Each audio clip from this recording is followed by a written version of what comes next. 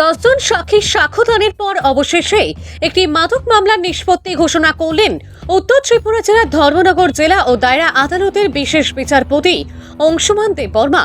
সাথে এক মাদক পাচারকারীকে 10 বছরের সশ্রম কারাদণ্ড ও 1 লাখ টাকা জরিমানা করেন। অন্যদায় আরও 6 মাসের জেলের নির্দেশ দেন বিশেষ বিচারক। এই মামলাটি এনডিপিএস বিশেষ আদালতে উঠলে 3/2021 নম্বরের মামলা নিয়ে আদালতের বিচার প্রক্রিয়া শুরু হয়।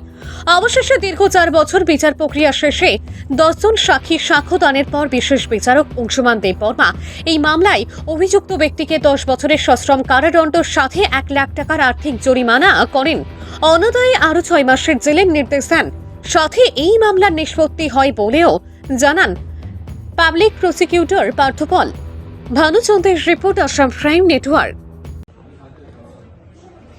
গত 17/9/2020 ইংরেজি তারিখে চুরাইবাড়ি থানা কর্তৃপক্ষের কাছে একটা সিক্রেট ইনফরমেশন ছিল যে একজন লোক আসাম থেকে ত্রিপুরার দিকে কিছু কন্ট্রাব্যান্ড আইটেম নিয়ে ঢুকছে এবং সেই হিসাবে পুলিশ খাদিমপাড়া এরিয়াতে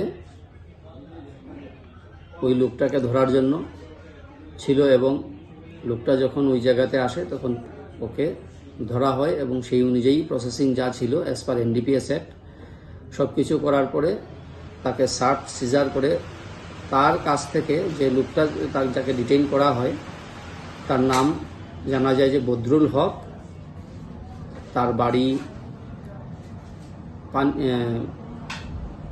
পাথারকান্দি থানার অন্তর্গত বাংলাটিলা একটা জায়গা যেটা কানাইবাজার এরিয়াতে, এবং সেই অনুযায়ী পুলিশ যে সিজ করে তার কাছ থেকে 2 প্যাকেটের মধ্যে 12 গ্রাম করে টোটাল 24 গ্রাম ব্রাউন সুগার সিজ করে এবং এই বিষয় নিয়ে একটা স্পেসিফিক কেস রেজিস্ট্রি হয় যেটা Churaibari PS case number 23/2020 under section 22B of the NDPS act. এবং এই কেসের রেজিস্ট্রির পরে বিনোদ বিহারী দেববর্মা এই কেসের তদন্তভার নেন এবং টোটাল কেসের মধ্যে সাক্ষী, তারপর যে কন্ট্রাব্যান্ডগুলো সিজ করা হয় এফএসএলএ পরীক্ষা করে রিপোর্ট সাবমিট করে ফাইনালি চার্জশিট দেওয়া হয়। এই কেসটা যখন ট্রায়ালে উঠে, ট্রায়ালে আমাদের কোর্টে স্পেশাল এনডিপিএস 3/2021 এই কেসে রেজিস্ট্রি হয় এবং বদরুল হকের এগেইনস্টে প্রসিকিউশন তরফে আমি মামলাতে টোটাল 10 জন সাক্ষী এক্সামিন করি। আর্গুমেন্টে তার এগেইনস্টে যথেষ্ট প্রমাণ ছিল।